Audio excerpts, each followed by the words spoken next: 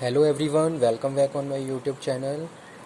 Today we will discuss about steps involved in preparing report. The topic is related to business communication.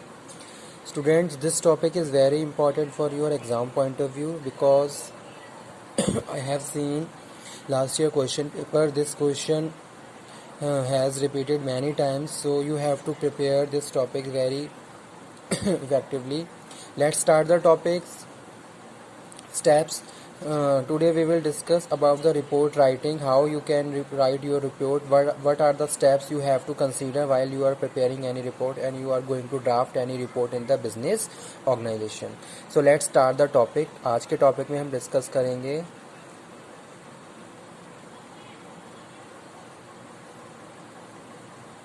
Steps involve in preparing reports. ठीक है, तो यहाँ पे मैंने कुछ steps लिखे हुए हैं जो वन बाय वन आपको कंसीडर करने हैं जब भी आप कोई भी बिजनेस रिपोर्ट लिखने के बारे में बात करें हम.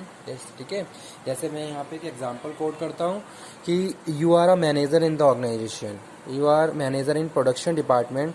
In the production department you have to prepare day to day report, quarterly, weekly report. तो इस हिसाब से जब आप जो भी अपनी रिपोर्ट प्रिपेयर कर रहे हो तो आपको कौन कौन से पॉइंट कंसीडर करने हैं, कौन कौन से स्टेप प्रोसीड करते हुए फाइनली आपको रिपोर्ट ड्राफ्ट करनी है, वो आज हम इस टॉपिक में डिस्कस करने वाले हैं. ठीक है, चलिए स्टार्ट करते हैं. First one is investigating the source of information.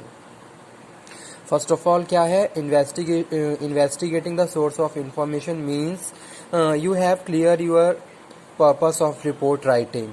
First of all, you have to clear your purpose of report writing. After that, you have to investigate the information, gathering the information connected with your objectives or with your problems. तो जो भी आपका objective है report writing का, उससे connected होते हुए आपको क्या करना है, इंफॉर्मेशन इन्वेस्टिगेशन करनी है. ठीक है, यहाँ पे कुछ सोर्सेज लिखे हुए हैं जिसके थ्रू हम इंफॉर्मेशन गैदर करते हैं, उसको इन्वेस्टिगेट करते हैं. तो वो यहाँ पे हम बात करें, जैसे सपोज आपका कोई यहाँ पे पर्पस है किससे, प्रोडक्शन से रिलेटेड, कि डे टू डे आप किस तरीके से आप आउटपुट जनरेट कर रहे हो. ठीक है, कितने पीसीज आप पर आवर में प्रिपेयर बना रहे हो, इस हिसाब से जो भी प्रोडक्शन की पॉइंट्स हैं वो सारे आप इंक्लूड करते हुए रिपोर्ट को लिखने वाले हो. तो आप वो पॉइंट सारे क्या करोगे, वहां से गैदरिंग करोगे, यानी कि इंफॉर्मेशन है वहां से गैदर करोगे. जैसे आपने क्या करा, जो भी प्रोडक्शन रजिस्टर है वहां से इंफॉर्मेशन गैदर करी. ठीक है, पर्सनल आपने ऑब्जर्वेशन करा, आप क्या कर रहे हो, एज अ सुपरविजन सारी चीज़ों को ऑब्जर्व कर रहे हो, तब जाके फाइनली बहुत सारी इन्फॉर्मेशन गैदर कर रहे हो. या फिर आपने क्या करा, सुपरवाइजर से कम्युनिकेशन करा, उनसे क्वेश्चन पुटअप करे, या फिर आपने क्या करा, वर्कर से बातचीत करी. तो इस तरीके से अलग अलग investigating the source of information आपके पास है जहाँ से आप इन्फॉर्मेशन कंटेन कर सकते हो. तो वो यहाँ पे मैं बात कर रहा था. First one, investigating the source of information. It is done right in the beginning. Major source of information are company files. जो भी अभी मैंने बात करी कि प्रोडक्शन रजिस्टर, यहाँ आपकी कोई प्रोडक्शन फाइल है, वहाँ से आप इन्फॉर्मेशन गैदर कर सकते हो. पर्सनल ऑब्जर्वेशन है, इंटरव्यू है, क्वेश्चनर आपने उसके थ्रू इन्फॉर्मेशन, या फिर लाइब्रेरी रिसर्च. तो ये सारे क्या है, इन्वेस्टिगेटिंग सोर्स ऑफ इन्फॉर्मेशन. पहला स्टेप यही है कि आपको इन्फॉर्मेशन गैदरिंग करनी है. सेकेंड क्या है, taking notes. During the investigation phase the writer keeps on taking notes of anything appear to be related to the subject. तो आपका जो भी सब्जेक्ट है, जैसे कि यहाँ पे मेरा जो सब्जेक्ट क्या था, प्रोडक्शन से रिलेटेड था. मुझे प्रोडक्शन से रिलेटेड एक रिपोर्ट बनानी है कि एक महीने में हमारे प्रोडक्शन डिपार्टमेंट में कितने यूनिट्स प्रोड्यूस किए गए हैं, और या फिर हमारा आउटपुट कितना क्वालिटेटिव हो रहा है, कितनी क्वांटिटी वहाँ पे हम प्रोड्यूस कर पा रहे हैं. ठीक है, कितने स्टैंडर्ड के हिसाब से. तो इससे रिलेटेड आपको रिपोर्ट बनानी है. तो आप क्या करोगे, अपने वहाँ पे नोट्स, सेल्फ नोट्स भी क्या करोगे, प्रिपेयर करोगे. ठीक है, जो भी इन्फॉर्मेशन आपने क्या वहाँ से गैदर करी है, तो वहाँ से कुछ नोट्स आप लोगे, उसके बिहाफ पे फिर आप क्या करोगे, नेक्स्ट स्टेप पे प्रोसीड होगे. तो वो यहाँ पे मैंने बात करी, taking notes during the investigation phase the writer keeps on taking notes of anything appear to be related to the subject. जैसे पहला जो स्टेप है कि investigating the source of information. अब सारी इन्फॉर्मेशन आपके लिए रेलिवेंट नहीं है, आपको वही इन्फॉर्मेशन कंटेन करनी है, उसी की हम बात कर रहे हैं, टेकिंग द नोट्स. तो वो इन्फॉर्मेशन आपको पिकअप कर लेनी है जो आपके जो भी आपका जो ऑब्जेक्टिव है रिपोर्ट राइटिंग का उससे रिलेटेड है, ठीक है। जैसे कि यहाँ पे मैंने बात करी थी प्रोडक्शन की, ठीक है। थर्ड वन में हम बात कर रहे हैं analysing the data after taking notes, it is the data is analysed. तो जब आपने पहला स्टेप पूरा कर लिया, सेकंड स्टेप पूरा कर लिया, फिर थर्ड वन में आप क्या करेंगे, डेटा एनालिसिस करेंगे। मीन्स टू से जो भी इन्फॉर्मेशन आपने गैदर करी है वो डेटा आप क्या करोगे, एनालिसिस करोगे और उसको इवेल्युएट करोगे कि हाँ जो भी आपने डेटा गैदर किया है अप टू मार्क है नहीं, आपकी रिपोर्ट आपके लिए रेलिवेंस कितना रेलिवेंस है, कितना एक्यूरेट है, आपकी रिपोर्ट को वो कितना ऑथेंटिक या कितना स्टैंडर्डाइज बनाएगा। तो वो यहाँ पे हम बात कर रहे हैं। जैसे सपोज मेरा जो भी ऑब्जेक्टिव है मुझे उस हिसाब से रिपोर्ट ड्राफ्ट करनी है, ठीक है। तो अब मैंने जो डेटा गैदर किया है क्या मेरे लिए कितना रेलिवेंसी है, उसकी कितनी रेलिवेंसी नहीं है, तो वो सारी चीज़ें हम बात कर रहे हैं थर्ड स्टेप में, that is analysing the data.